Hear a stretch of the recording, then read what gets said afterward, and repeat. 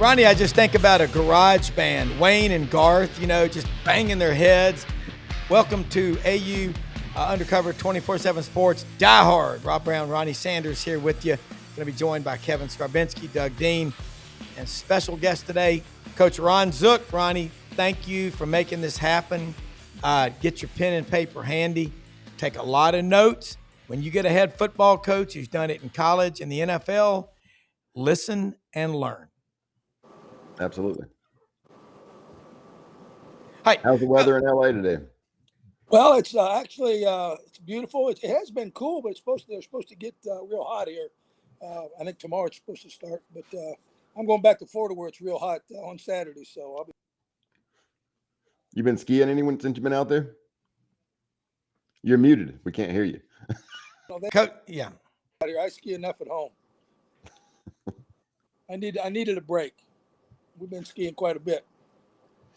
Coach, it's football season. You got 9 days away, depending on Missouri plays Central Arkansas. That'll be the first SEC team playing. How much do you miss coaching, the day in and day out stuff right now? And what are you seeing heading into this football season that maybe talking about the level of competition? The thing I miss right now, to me, camp was the best part of the season. I mean, camp is where it's, it's a booger. It's hard. It's there's not a lot of sleep but that's you're preparing your team for the year, and you try to install and go through as much stuff as you possibly can. You're not necessarily game planning, although they'll start game planning here in the next few days. But it's I love camp. The biggest concern you had in camp was trying to keep everybody healthy. How do you do that? How do you hit enough? You got to hit. You got to have contact. But obviously, you got to make sure you take your players to the game also. But this was always the most exciting, the fun time for me. But I think now, and it's funny, this is the first year in a long time where I've, haven't been in camp, and it's funny because I guess it's probably always like that. But just reading stuff and all the procrastinators and all the people that are, they're saying this guy's going to be good, and I think everyone who predicts something should be held accountable. If they predict a certain team's going to have a certain record, and they're off, then they should have to pay for that. I mean, it's like the coaches. I mean, because people listen to that. They listen to the papers. They listen to people when they on these podcasts, and a lot of times, and it's hard. It's a guess. Injuries. There's so many things that have an effect on a season. Attitude. Gosh, and Ronnie and I talked about this the other day. There's some teams that are going through it with the NIL stuff, the attitude of the team. And, and once again, it's, you got to have good players to win. But I've always said this, it's not always the best players to win. It's the best team that wins. And how do you get 100 guys, or I guess it's 105 now, 105 guys pulling the same direction for the same thing? And that's hard in today's day and age. Yeah, it is. Kevin? Ron, how much did you try to, as you were getting closer to the season, closer to that first game week, block out the outside noise? As you said, everyone and their brothers making predictions. They're putting out their playoff predictions, their SEC championship predictions, individual teams. Some people break down and predict every single game for teams. Yeah. How much was it that a distraction for you as a head coach, and how much did you try to block it out from your team? Well, Ronnie will tell you, when we were at Florida, I mean, it was, we used to always, it was unbelievable. But the coaches, you can block it out. Coaches can block it out. But the problem is your players don't. They're going to be on their phones. They're going to be listening. And, you tell them not to. You tell them not to pay any attention to it. But they're going to do it. It's just the way it is. And I think what you have to try to do now is prepare them. You have to, because of that, as a coach, you have to kind of know what's being said. So you can fight off, some of their thoughts and what's going through their head. It's just, I was reading something this morning that was giving certain teams a percentage of being able to go to a bowl. Now, I mean, some teams got 47% chance of going to a bowl, and so players start reading that, then they start counting, and it's like when I went to the NFL in Pittsburgh, Coach Kyle used to always tell the players, don't count. If they're going to keep 3 running backs, don't count. It doesn't matter until it's over. Well, it's the same thing, and you can't start counting. How we got this win, we're not going to have this win. It's you got to play one day at a time, and that's the one thing in all the stuff that I've ever read about. With Nick, what he's always he did a great job of keeping his team at task and playing, and being in the moment and not worried about all the other things. And it's hard to do. It really is. Yeah. And Ronnie, you coached with Coach Zook together. For the average person, I think that's pretty cool. How Hey, much? everything that he says about me is not necessarily true. That's right. And everything he says about me is not necessarily true either. But Coach Zook, I mean, your enthusiasm and your energy, you're no different than you were in 2002 when you took that Florida job. You love this game. You keep in touch with your players. I think the reason they love you is because you cared so much about them. Talk about, hey, I can't care more than you care, but when they agree with what you're doing, isn't that fun about coaching? Well, it really is, and that's what it's about. It's about, people used to say, well, what's the difference between coaching in college and coaching in the NFL? Well, the one thing about college is you're trying to help people reach a goal, and it's different now because it's about money now and all that kind of stuff. But it used to be, you're trying to reach help a person reach his goal, and you have to make him understand that it's not going to be easy, and that you're going to have to do things you don't want to do, and stay with it. But you just gotta keep pounding away. And I think once again, if a player, it's like in the NFL. I remember asking Coach Cowher when I went to Pittsburgh. I said, "How do you coach these guys?" Because I never really wanted to go to the NFL. I had no intentions of trying to get there.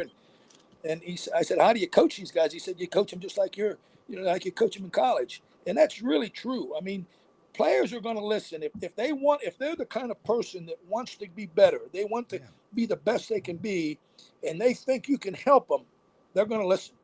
And in the NFL, a lot of times they'll question you, and I never had a problem with them questioning me. I mean, we had a Joe Johnson when we went to the Saints. That was my first year as a defensive coordinator with the New Orleans Saints. We had a player, Joe Johnson, at that time was probably the best defensive end in the league. And we went in and we kind of were putting the Pittsburgh package in, the Blitzburgh, the fire zone stuff, and dropping people off. And Joe just did not feel comfortable dropping off in coverage. And he come to me one day, he says, "Look," he said, I don't like doing this stuff. I want to rush the passer." So I went to Jim Haslett, the head coach. I said, "Hey, listen to it. The guy's got a point. He's not very good at it, number one. Number two, he's the best rusher in the league. We need to come up with an idea." And that's really, we were the first guys that started the 2 deep fire zone stuff. And because once again, it's Joe didn't like dropping, but he could rush the passer. I said, we need to help Joe out. We need to get him doing what he likes to do, because when he's happy, I'm happy. Yeah. And that's they're gonna, if they want to get better, they're gonna listen to you. Yeah. I've got 2 questions, and I know the answer, but you can answer for everybody else.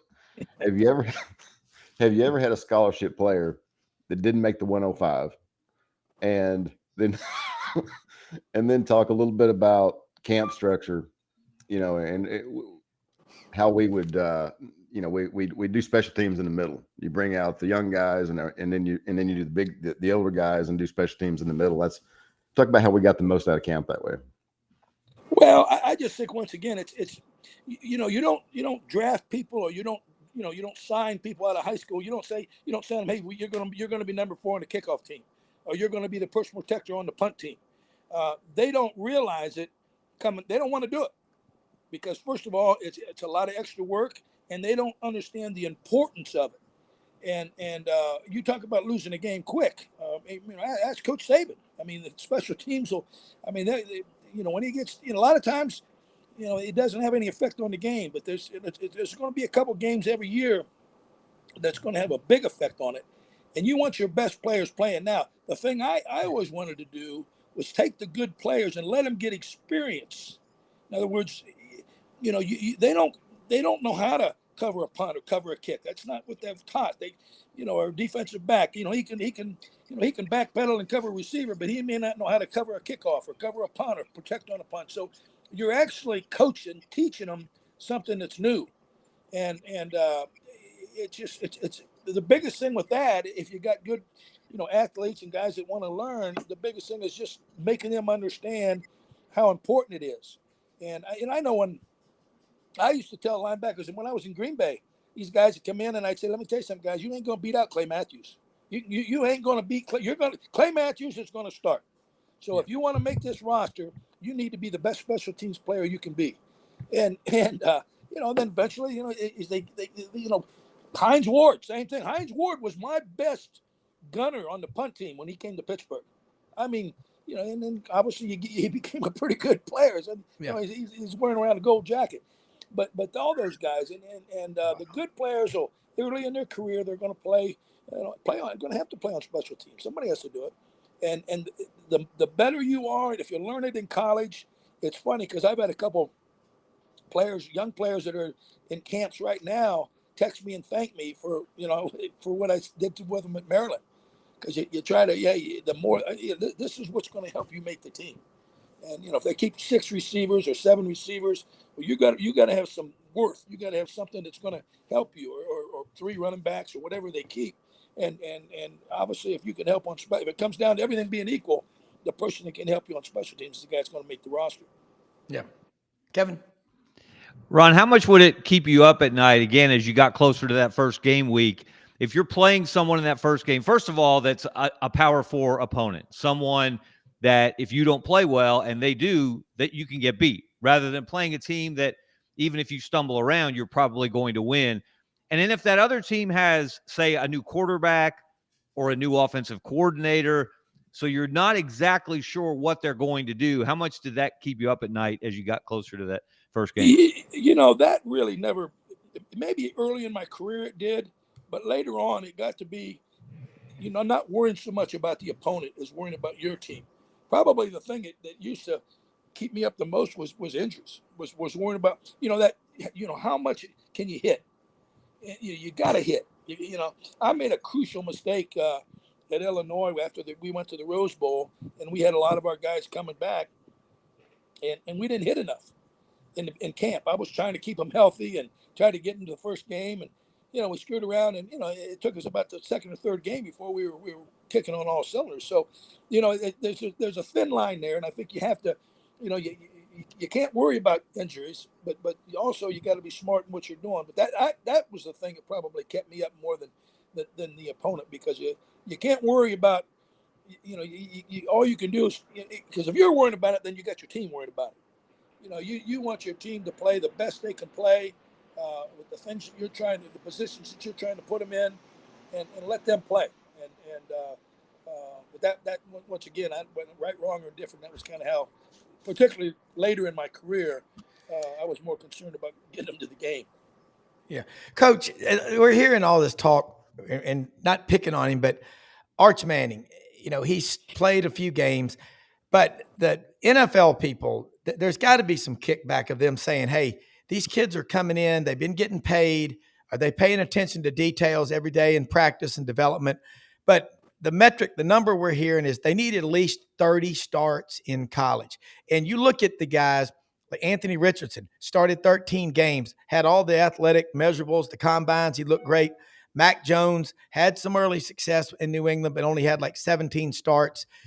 Kind of make sense and make believers, because I believe in that. I believe experience matters. Well, football is a reaction game. If you're thinking, you're behind. It's a reaction game.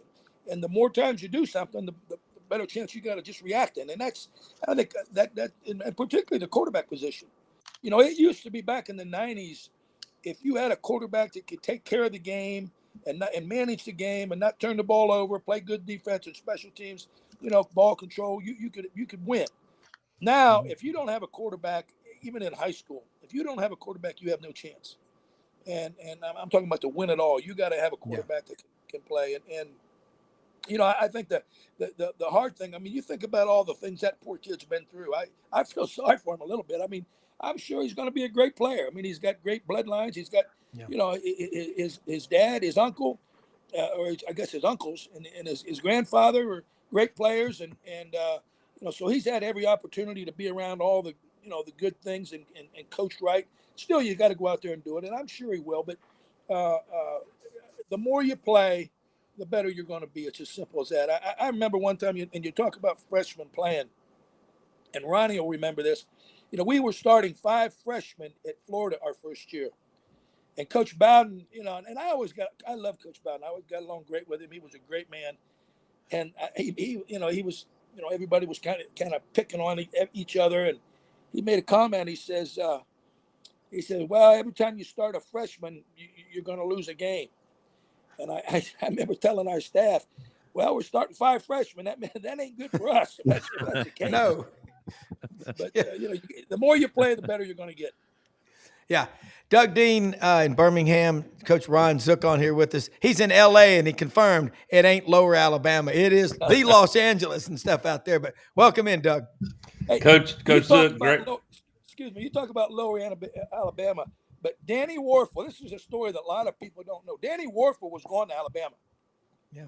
And I happened to be, he came, he was at Fort Walton Beach in Lower Alabama, and he was going, Coach Spurrier didn't want him.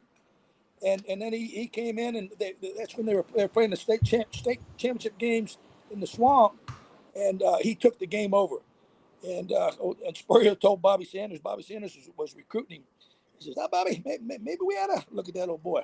Of course, Bobby was in the dark because, he'd already turned him loose. So I said, well, Coach, I'm going up to see a linebacker in the Panhandle tomorrow. We'll go up and if Bobby can set it up, we're going to see him.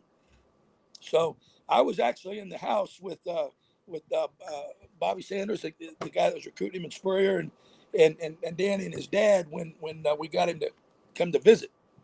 And but I think about Lower Alabama. That was always the Fort Walton Beach is being Lower Alabama.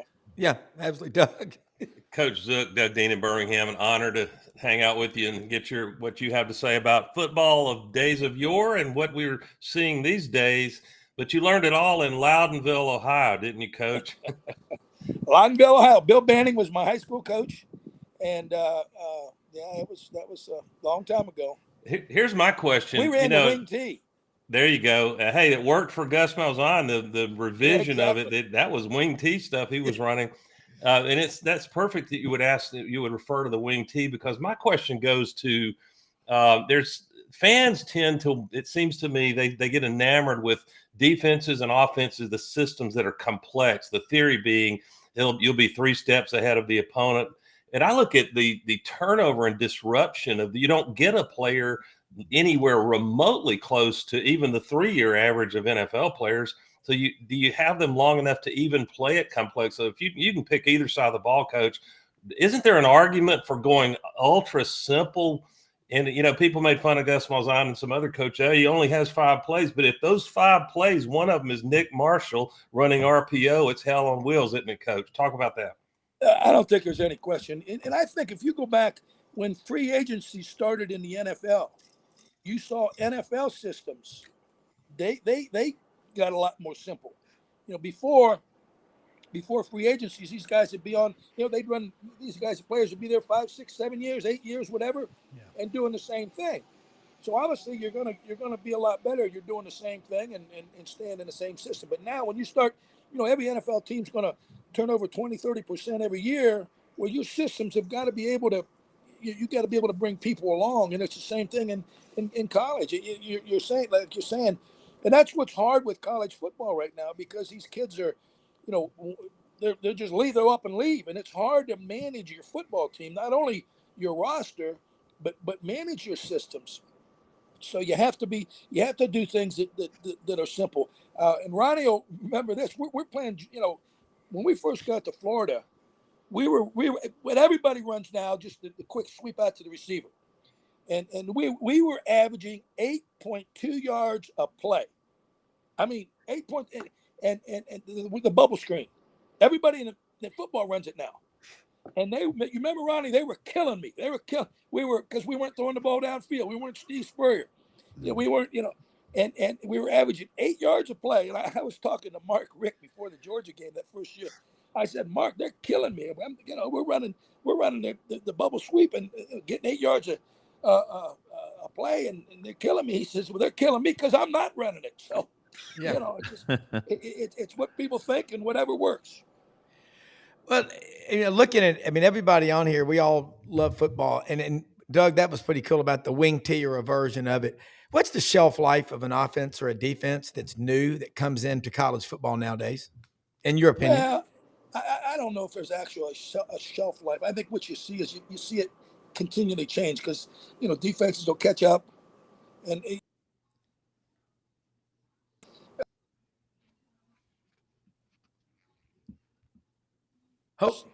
people are catching up with that stuff now a little bit.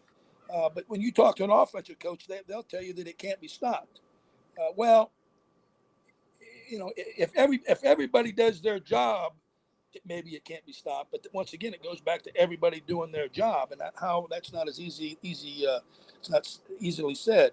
So, but I think what happens, the more you see the same thing, the more your players react. Once again, it's a reaction game, and your players react to what they see, and they're going to play a lot better.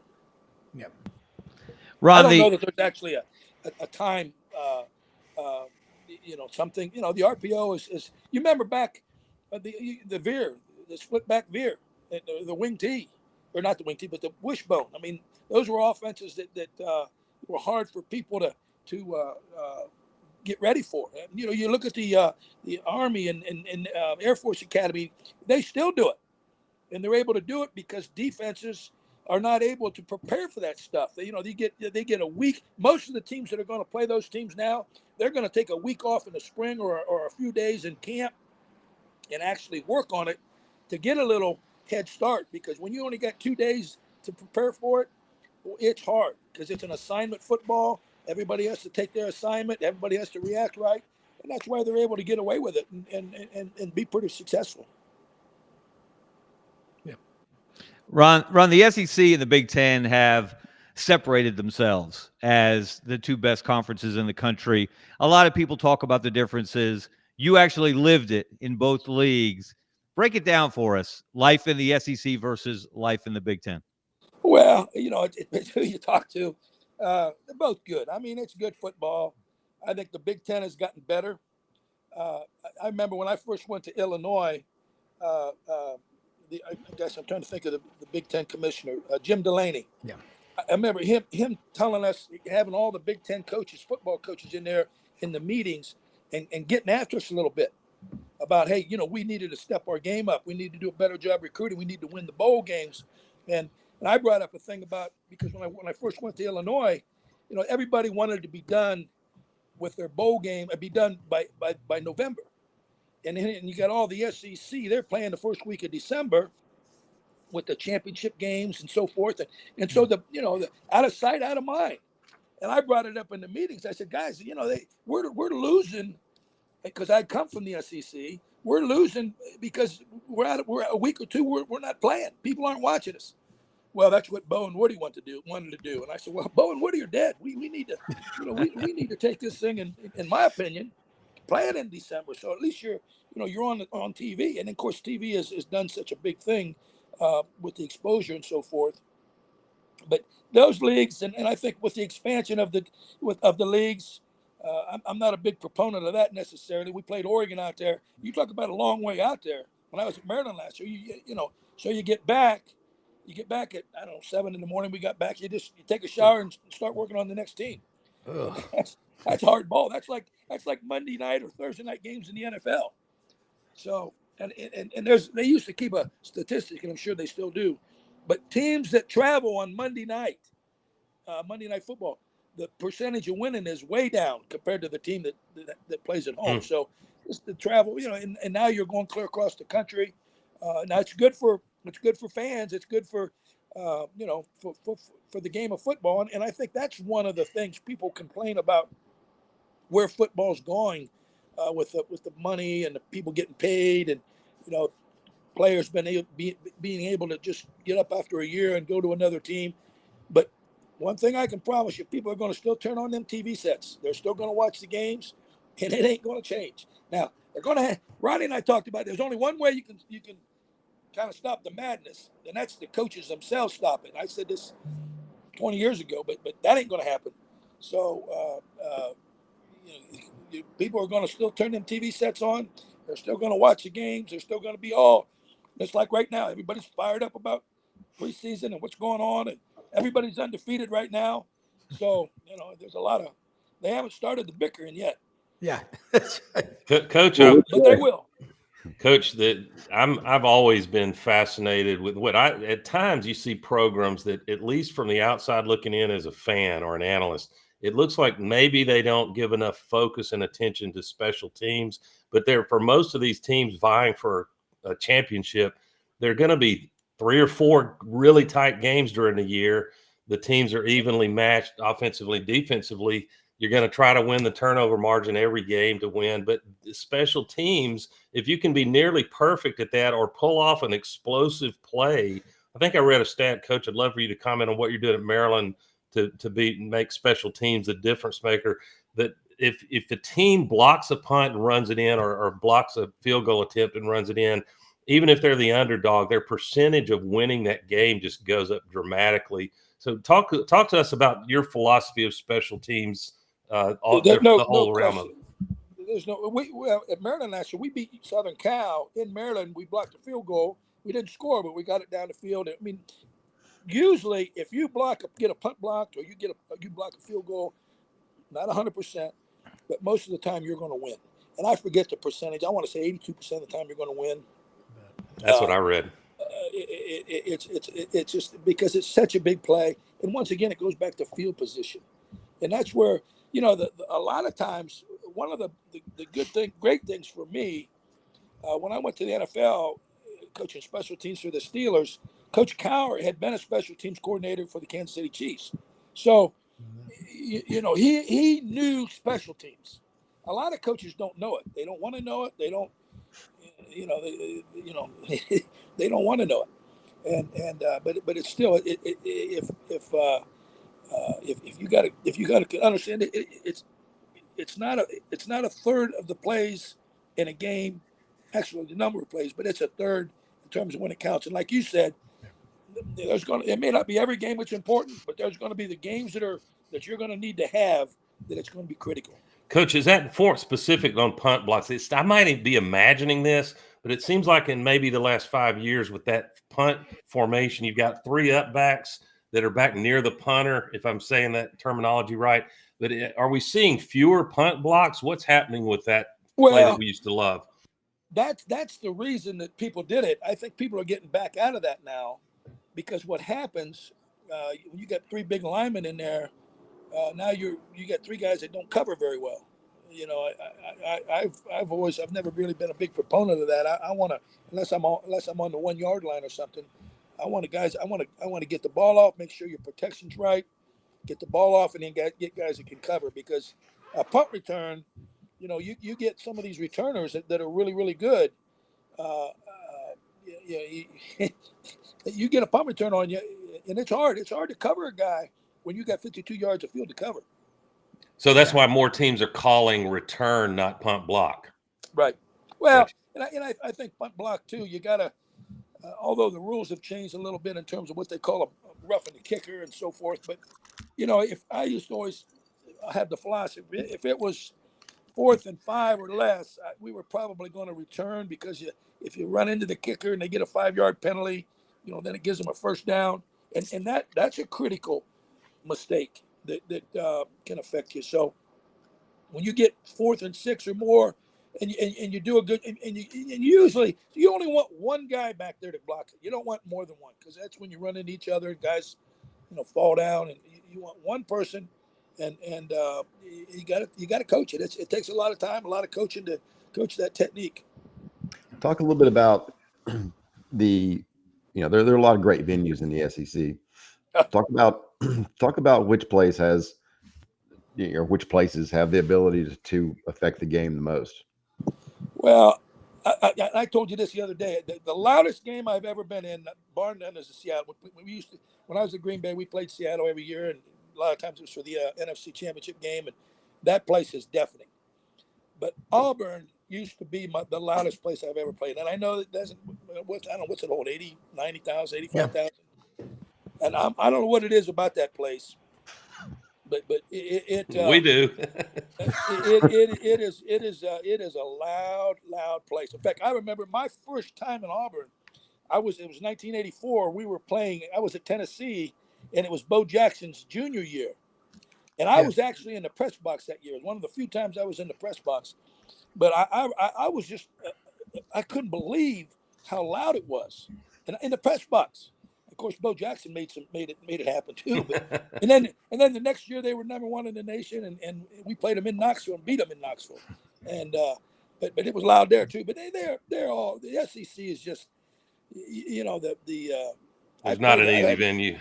No, I've had the opportunity to coach in 8 Florida Georgia games, and 6 of them in the Gator Bowl, and 2 of them, it was one year they were redoing the Gator Bowl, and one of them was in Gainesville and one of them was in Athens.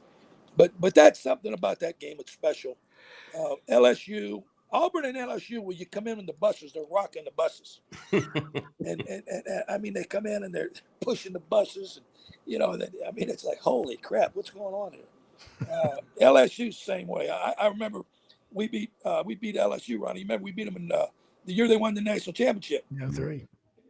And my brother had flown down there with one of my buddies, and they're on the locker room, and I said, "Well, Bob, how you getting back to the airport?" "I will walk." The policeman that was in there, he says, "Hey, I'll have a policeman take you back. You don't want to be walking now.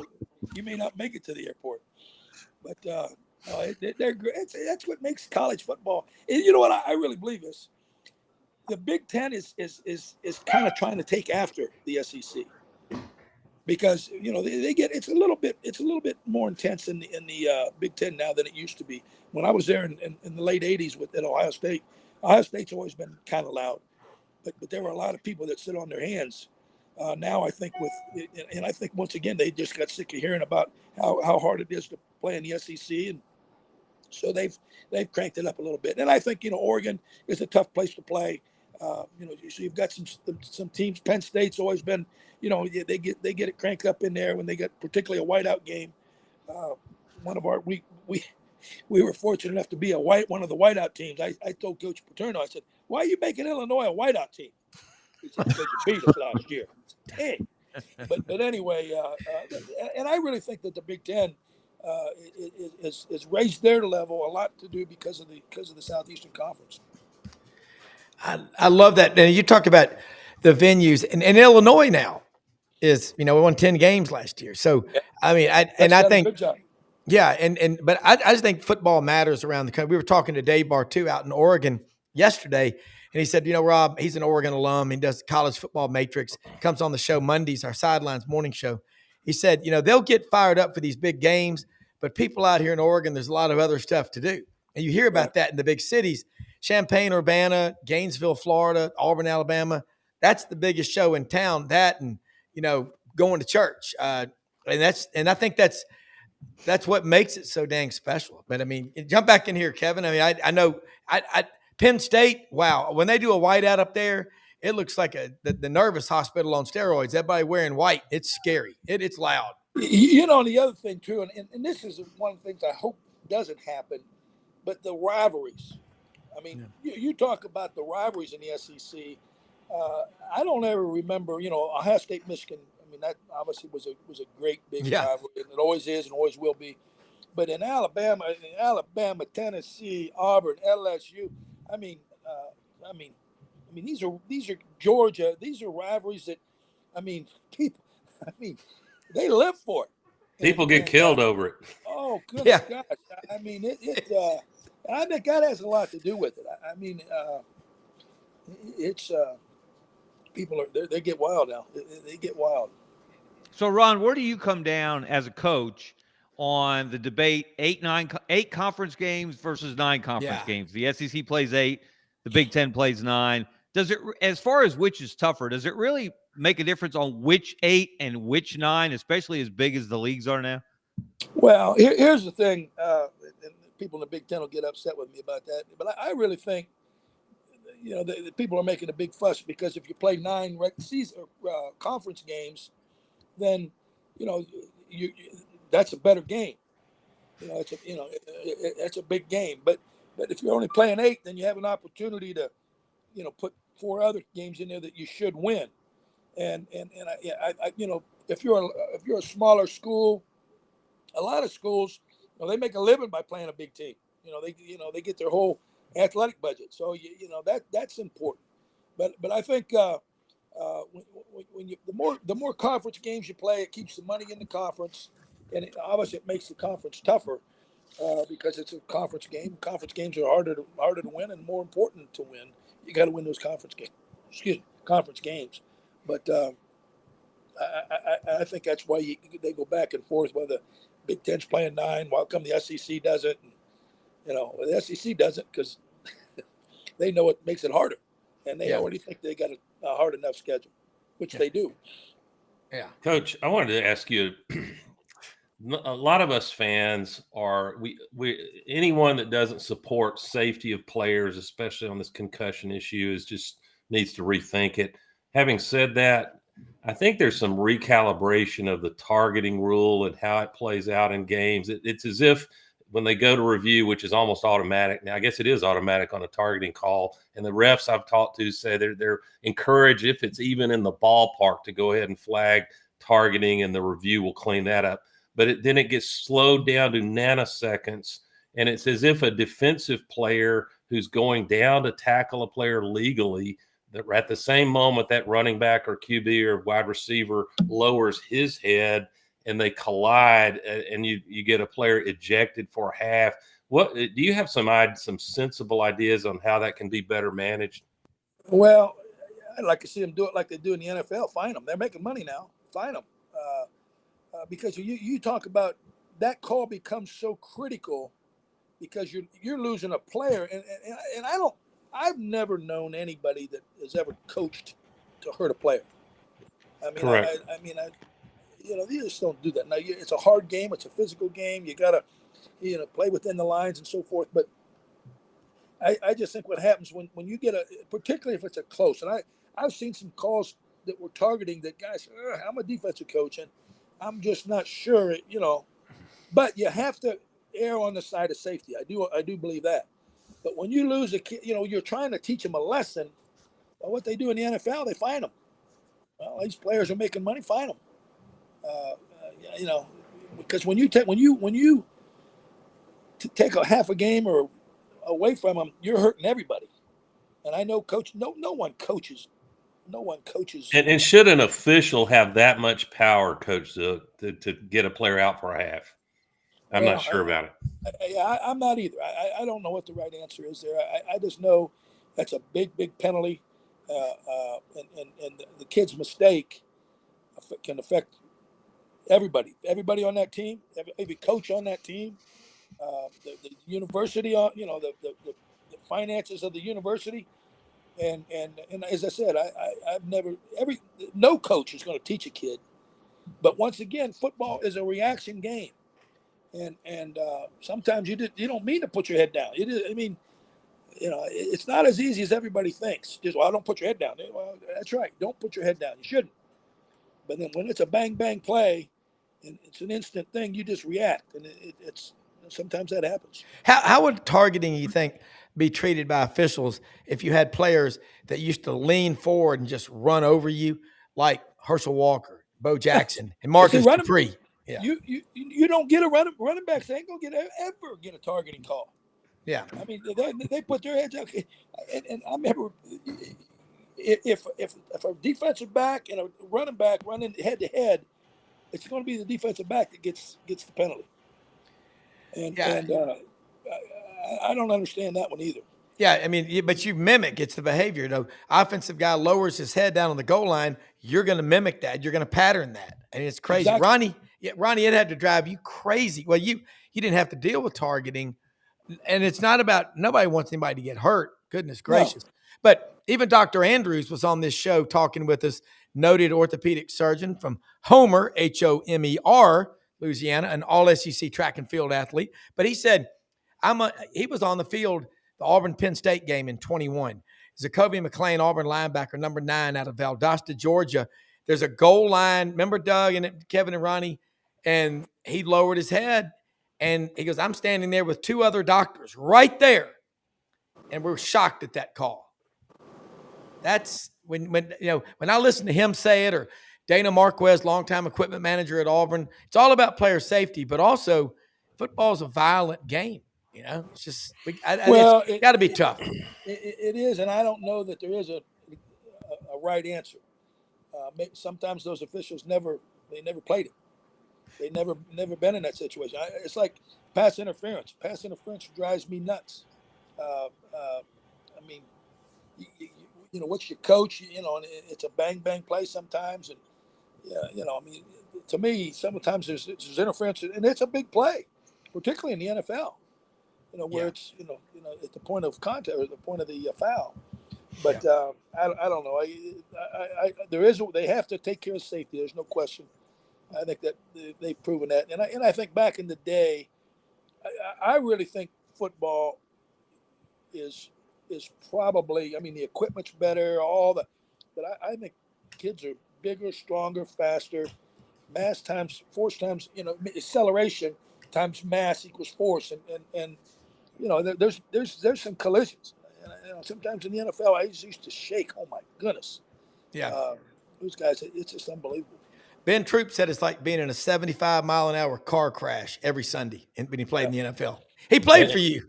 And you know what? Ben's the a science. great one. I love Ben Troop. He's a great guy. Love pure I've had a bunch enthusiasm. of great players. Pure enthusiasm. He is Troop. What a guy.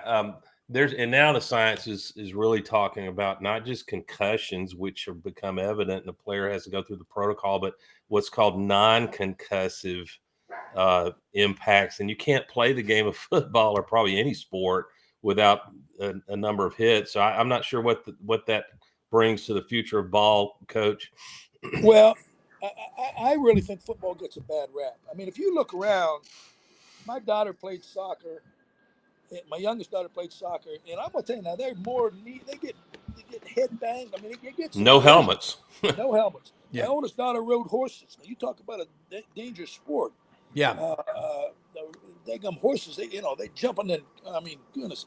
I got friends that their kids rode motocross. I mean, that sport ought to be illegal. I mean, it's just unbelievable. The collisions and water skiing. I mean, Mixed martial arts. Well, yeah, all that stuff. Anytime, No safe place. because football, because it's it's out there so much. But when I know a person that wouldn't let her son play football, but he rode motocross, and I said, motocross makes football look like a sissy sport. I mean, you talk about a hard, tough sport. Yeah. Coach, you were. Go ahead. I'm sorry. Talk a little bit about. Everybody wants to fire with the coach every year. Talk a little bit about the impact on families, and then the impact on your kids. I mean, if I remember right, Jacqueline went to 3 high schools. She went to 3 high schools, and Casey went to 3 middle schools. Yeah. Talk a little bit about the impact on families and kids. Well, the thing that and it's a little bit the reason that you hear this thing. Well, players should be able to go one every year, just like coaches. Well, it's not the same. I mean, I know players can transfer and go to another place, but they're going on their reason. A lot of times coaches leave and it ain't their idea. It's not for their reasoning. And, I think when you get into the profession, you understand that's part of it. You understand the way it is. All you can do is, just do the best you can and learn from it and keep on keeping on. But it's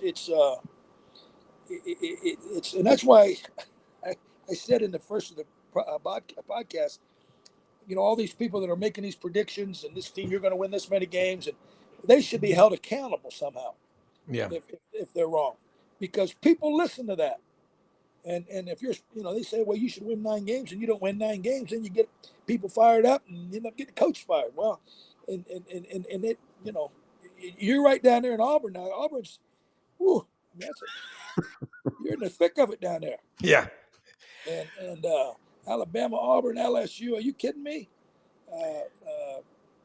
You blink wrong. I remember at Florida you'd run early in the morning, and then it'd be something. And this was before. Back then, it wasn't like it is now. But our coach must not be feeling good. He didn't look like he was running very well this morning. Golly, are you kidding me? Get a life. But they live it. It's a religion. It's their and that's one of the great things about sports. It gives everybody an opportunity to root for the same thing and be on the same side. Yeah. And you know, that ain't going to change, I don't think. Ron, I'm curious. Someone mentioned Ben Troop earlier. I'm curious about your favorite memories of Chris Leak, who may be one of the most underappreciated players in Florida history. Yeah. No question. Chris Leak, not a great person, great kid, great player, worked his tail off. We knew he's going to be a heck of a player. You know, we had to play him as a freshman. I mean, that's not his fault. But and he was a good player and just a great. You know, we signed him, and he flew down. We didn't pay. He paid for it his dad did, or something. Every weekend he would come to scrimmages on Saturday, and he'd watch the scrimmage in spring ball, stand behind the quarterback, and then we'd watch the tape after the scrimmage or Sunday morning. And he just worked his butt. He's just a great person. And you're right, he did not receive the credit. That first national championship, that's his. I mean, obviously Tim Tebow did a great job as well and got the second one, but I think the first one was probably a little bit more Chris's than Tebow's. Yeah. I mean, and Coach, when you're part of a program, like, you know, we have Terry Bowden on this show a good bit, 6 years. He loves Auburn. And I think his mom's moving to Auburn, you know, Is that right? Yeah, to live with the daughter and son-in-law. I think that says a lot about it. And I think we as fans, I'm an Auburn grad, but my wife's a Vol for life. I remarried. I got an Alabama daughter, and everybody else is Auburn. You become part of a family, you know. I'm just like, hey man, I got 3 great kids from my first wife, and she's family forever. Do you feel connected to Florida, don't you? Because I know Ben Troop really likes you. I know Ben, and they liked you. They said, Ben, you were intense. Oh no, sorry. Okay, you were intense as a coach. I'm not probably. Oh, I think you got about that. May have got. Okay. So I'm not probably as connected to Florida as I'd like to be. But you know, he wants to get people to say, well, you're a Florida fan. Florida State people are always telling me that. Oh, you're a Florida fan. I said, I'm not a Florida fan. Hell, they fired me. I'm a Florida State fan too. I mean, you know, and Ronnie will tell you, if they'd have just let us alone, one more year, we could have been the Alabama of the because we had it cooking. But anyway, you do though. You meet a lot of close friends, a lot of close people, and you know, part of your life's there, and you know, it's you know, it's hard just to not think that way. I think when you get out there in Alabama and Auburn and LSU, Georgia, I mean that area there is Ole Miss, it's unbelievable. Yeah, no pressure. Coaches, I don't drink. Well, try coaching him for about 6 months. You'll be drinking. It's intense. I've had them. We've all heard them say that, but this is cool having you on. What we don't have on TV anymore, we don't have coaches round tables on these national TV games. Your wisdom, your knowledge. Max Howell watches this show every day, you know, and he's been doing it a while, and he critiques me after every show now. And I say, hey, man, I want to hear everything you got to say, the good, the bad, and the ugly. If you ain't coachable, you don't have a future, Ronnie and Kevin. I think we all know that. As a coach, as a player, and I'm sure in your profession, it's the same way. Yeah. You know, you got to be able to learn. And yeah, you know, but football's, it gives us all something in common. You know, we all have our ideas. We all have our fans. We all have our teams that we like. You know, I just, this morning, just because I knew I was coming on here, I looked at what they perceive as the top 100 players. Yeah. And the 99th player was one of your receivers. And I think you had a running back, maybe was in the top 100. But how these people know? They don't know. I mean, gee, many Christmas. Who's the 98th player better than the 96th player? Yeah, exactly. You know, and it's getting your players to play the best they can play. Yeah. And your great players have to play great. Your good players have to play good. And they got to bring the younger guy, the guys that aren't as good along. And, no one, not at any level, has all great players. Yeah. Rob says he doesn't drink. Are you still hitting the Natty Light? Who, me? Yeah. Absolutely. Absolutely. Well, Yeah. A lot of people say that's not drinking, though. Yeah. But, hey, Coach, look over my shoulder. How about that Ham's beer? Remember Ham's? Yeah, I do. There you go.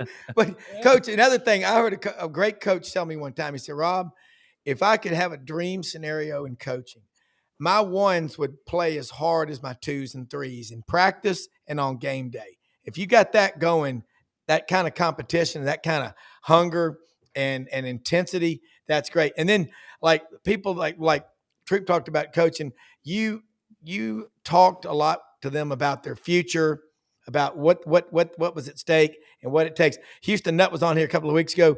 His quote, best days of your lives, best days of your lives. He goes, man, those players used to hate me. And now they come up and say, Coach, you were right. I wish I still had eligibility. Yeah, that's exactly right. And it's funny, and I've been reading a lot of, the motivational stuff, and not necessarily motivational stuff, but these successful coaches, they talk about if you can, because you're never going to play great in every game, but if you can have great practices, and that's what you don't like to do. I mean, that's why football is so hard. And Johnny Majors, Johnny Majors could be a tough guy to work for. Yeah. And particularly when you coach a secondary. But I'll tell you what he taught me. During the week, he was. But I tell you what, on Saturday, he was great. He said, if you ain't yelling, if I got to yell on Saturday, then I didn't yell enough during the week. And that's the whole thing. Because there's so many things going on during the game. And once again, football is a reaction game. Yeah. If you can get your players to practice hard, and that's one of the things that just being around locks at Maryland, Nick must have done, because we practiced hard and demanded, and there's a reason why Nick was successful, not just because you had good players, but you, as I said, you got to have good players to win, but it's not always the best players who win; it's the best team that wins. And he won because he was consistent. I kind of spent a lot of time looking at some of the things he's done, and he's a great football coach, but a great talent evaluator. He was able to be consistent. I don't know. I'll tell you a quick story. Nick's first job was at Toledo, Ohio. And I got to know Nick. He was at Michigan State. I was at Ohio State, and we'd actually recruit together. We'd talk about, because he recruited Northeastern Ohio, and I was in Northeastern Ohio. And he called me Christmas morning at 10 o'clock because he wanted to know about a coach. And I'm thinking to myself, it's Christmas morning. It's 10 o'clock in the morning, and you're worried about who you're going to hire. I mean, but that says it all. That's why he's successful. It didn't just happen. And only thing I told him about the guy, I remember. I said, well, I can tell you this about the guy. Every place he's ever been, he's been fired. So he didn't hire him. Hey, let me tell everybody the story about when Nick tried to hire you. Oh, guys. Well, I was going to go to Michigan State, and as we're talking, Nick says, "Well, I'm going to run the defense. I just want you for recruiting." And I got to myself, wait a minute, why do I want to go? Why do I want to go? I'm in Florida. I'm living in Florida. Why do I want to go to East Lansing, and when I can't run the defense? And then they made a big push at Florida to keep me and do some things there. But and Nick was a little upset with me. But we talked through the years. I tell you what he's done now is remarkable. Yeah. You don't that just doesn't happen. The consistency, the sacrifice that he put. I've talked to some coaches that have worked for him, and 365 days a year, they said he watched tape. And you say, well, that's hard to do. You get tired of watching tape sometimes. You watch all, and coaches better know the players, because it still is about the players. Ken Donahue, who was Bear Bryant's defensive coordinator for 21 years. I worked with Coach Donahue at Tennessee.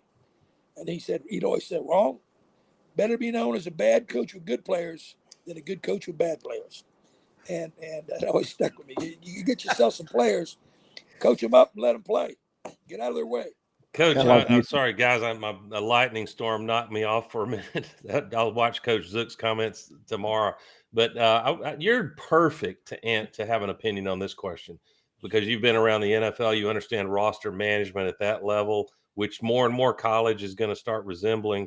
100%. And you've been around the college game. So I'm intrigued. I think things are changing before our eyes, but I don't think fans' knowledge has caught up with it.